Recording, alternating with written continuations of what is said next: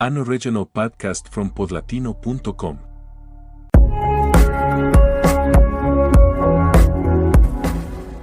Lionel Messi's career is a story of contrasts. In Barcelona, he was adored, celebrated, almost untouchable. Every dribble, every goal, every title built his legend. But in Argentina, his relationship with fans and media was complicated, sometimes even cruel.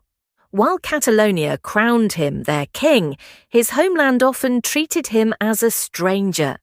And through it all, Messi carried on his shoulders not just the hopes of a football team, but the weight of a nation desperate for glory. The expectations were immense from the beginning.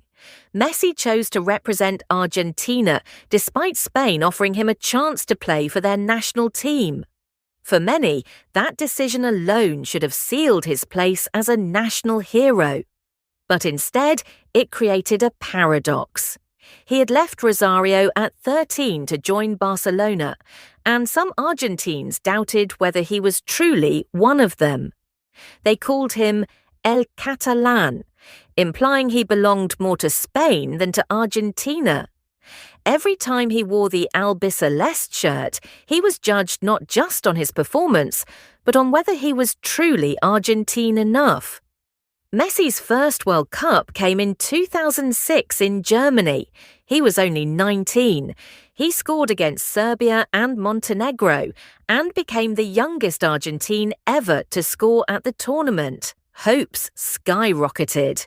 But coach Jose Pekerman benched him in the quarter-final against Germany, and Argentina fell on penalties. Many wondered if things would have been different had Messi played. The dream ended too soon, and questions about his role began immediately. The 2007 Copa América was his first major tournament as a starter. He dazzled throughout, scoring against Mexico in the semi-final. Argentina looked unstoppable, but in the final against Brazil, the team collapsed, losing 3-0. Messi, only 20, walked off the field humiliated. Fans at home shrugged. Another defeat, another reminder that he was no Maradona. Then came the 2010 World Cup in South Africa. With Diego Maradona himself as coach, Argentina believed destiny was at work. Messi played brilliantly in the group stage, creating chances, driving the team forward. But in the quarter-final against Germany, history repeated itself. A 4-0 thrashing left Argentina in ruins. Messi did not score a single goal in the tournament. Critics attacked him relentlessly. He only shines for Barcelona, they said. The 2011 Copa América was supposed to be redemption. Played in Argentina, in front of home fans, it was Messi's chance to prove his devotion. Instead, the team stumbled. In the quarter-final, they were eliminated by Uruguay on penalties. Messi was booed off his own pitch. The crowd jeered, newspapers questioned his loyalty, and the comparison to Maradona grew louder. Diego had delivered the World Cup in 1986 almost single-handedly. Why couldn't Messi do the same? The pattern continued. In 2014, the World Cup in Brazil felt like destiny. Argentina battled their way to the final. Messi carried the team with 4 goals in the group stage and key assists in the knockouts. FIFA named him the best player of the tournament. But in the final against Germany, chances were missed. Gonzalo Higuain failed to convert. Messi's free kick sailed high. Then Mario Götze scored in extra time. Argentina lost. The image of Messi walking past the World Cup trophy on the podium, staring at it in silence, became iconic. He was so close, yet so far. 2 more heartbreaks followed. In the 2015 Copa América final in Chile, Argentina dominated but could not score. Penalties again. Chile triumphed. Messi looked shattered. 1 year later, in the centenary Copa América in the United States, Argentina faced Chile again in the final. Once again, penalties decided it. And this time, Messi missed his kick, blasting the ball over the bar. He fell to his knees, tears streaming down his face.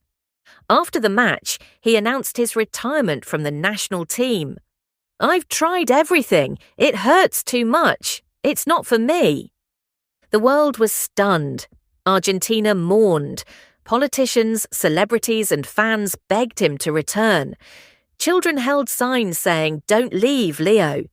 Even the president of Argentina urged him to reconsider. For weeks, the country debated not tactics, not strategy, but Messi's pain. He eventually came back, but the scars remained. The burden Messi carried was unique. For Barcelona, he was part of a system that celebrated him, surrounded by stars like Xavi and Iniesta.